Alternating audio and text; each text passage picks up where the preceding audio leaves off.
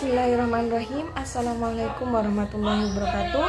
Perkenalkan, nama saya Qurrata Ayun Zain, NIM 2041050300097 dari Akuntansi Syariah 4, Fakultas Ekonomi dan Bisnis Islam. Pada kesempatan kali ini saya akan membuat video review tentang film yang mana untuk memenuhi tugas dari mata kuliah pengauditan 1 yang dibimbing oleh Ibu Luluk Musfiro MAK. Baik, berbicara tentang tema dari drama Korea memang tidak ada habisnya. Maksud saya adalah tema-tema yang diangkat atau menjadi latar sebuah drama Korea. Umumnya latar belakang profesi tertentu. Sobat pasti familiar dengan drama tema dokter dan kesehatan, seperti Life, Yongpal, Good Doctor, hingga yang kocak seperti Emergency Couple, atau tema aksi dan tentara seperti Descendants of the Sun. Tema polisi seperti Life atau tema hukum seperti Diary of a Prosecutor, Secret Forest, dan lain-lain. Bagaimana dengan tema ekonomi? Kita baru disuguhkan dengan drama Money Game, tetapi bukan itu drama yang akan kita review kali ini.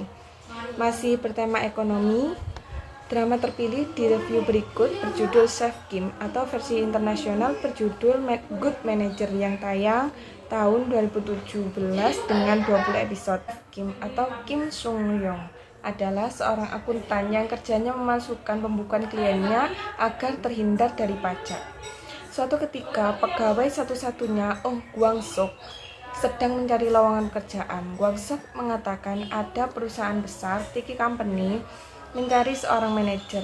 Kim Sung Yong atau Chef Kim yang bercita-cita ingin tinggal di Denmark pun akhirnya mencoba peruntungannya melamar pekerjaan di Tiki karena ia merasa pekerjaannya sebagai pemalsu pembukuan tidak menghasilkan banyak uang.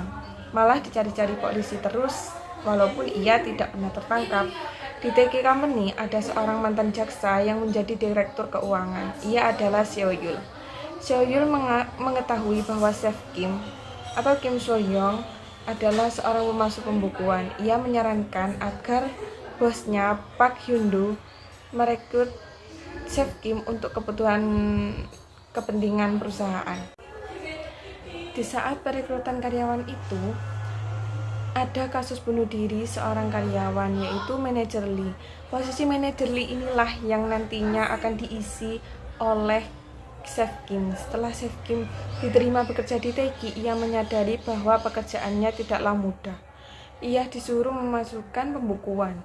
Karena Teki adalah perusahaan besar, Chef Kim tidak mau melakukan apa yang diperintahkan bosnya Seo Yul. Chef Kim pun lama-lama menyadari bahwa kasus bunuh diri manajer Lee adalah kasus palsu. Chef Kim mati-matian tidak mau mengerjakan pekerjaan kotor lagi, namun ia diancam oleh Seo Yul. Pada awalnya, Chef Kim sangat tidak peduli dengan orang-orang di sekitarnya. Namun karena suatu tidak kesengajaan, ia terpilih menjadi pria berbudi di kantornya. Karena ia menyelamatkan istri manajer Lee yang akan ditabrak mobil. Chef Kim pun juga tidak sengaja menyelamatkan karyawan di Teki Delivery yang sedang berdemo. Karena kasus-kasus ketidaksengajaan, ia pun bertekad untuk membongkar kejahatan direktur utama Teki, Park Hyun Do. Sebagai langkah awal, ia memulai dari direktur keuangan Seo Yul. Ulah Chef Kim tentu saja diketahui oleh Seo Yul. Akhirnya, perang di kantor pun dihelat. Chef Kim yang mengepalai bagian operasional bisnis, lalu dibantu oleh rekan kerjanya Yeon Ha Kyung dan Cho Nam Ho. Lalu, seorang detektif yang menyamar sebagai pegawai magang di Teki, Hong Ga-eun, juga ikut membantunya. Namanya film bergenre workplace. Selain perseteruan antara Chef Kim dan Seo Yul, ada juga musuh-musuhan antara tim operasional bisnis dengan tim akuntansi. Seo Yul sendiri juga saling iri-irian dengan direktur bidang lainnya. Mereka saling memperebutkan kekuasaan dan saling cari muka plus saling menjatuhkan di depan direktur utama. Ya, kesimpulannya, secara umum proporsi antara komedi dan keseriusannya berimbang. Ilmunya pun juga banyak. Temanya seru, bagaimana peran penting seorang akuntan dalam sebuah perusahaan dan dunia keuangan, bahkan untuk urusan keuangan sebuah kelompok geng. Recommended sekali untuk ditonton sebagai hiburan, tentu saja banyak komedinya. Sekian, terima kasih dari review saya. Mohon maaf apabila ada salah kata atau menyinggung perasaan dari personal masing-masing. Sekian, terima kasih dari saya. Wassalamualaikum warahmatullahi wabarakatuh.